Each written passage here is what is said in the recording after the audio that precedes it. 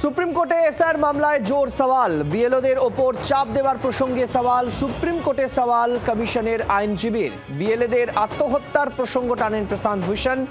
হলফনামা আকারে অভিযোগের জবাব দিতে হবে, কেরল এবং বাংলার সিওকে হলফনামা দিতে হবে। রাজীব আমাদের প্রতিনিধি এই মুহূর্তে নয়াদিল্লি থেকে আমাদের সঙ্গে রয়েছেন। রাজীব, এই বিষয়ে আরো বিস্তারিত জানতে চাই।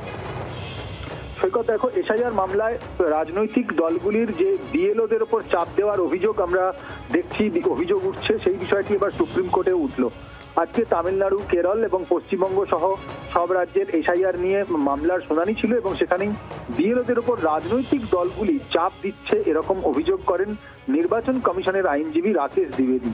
পাল্টা আইনজীবী প্রশান্ত ভূষণ তিনি বলেন যে বিএলওদের আত্মহত্যার ঘটনাও ঘটছে এবং বিএলওদের এই আত্মহত্যার ঘটনাটি বিবেচনা করা উচিত।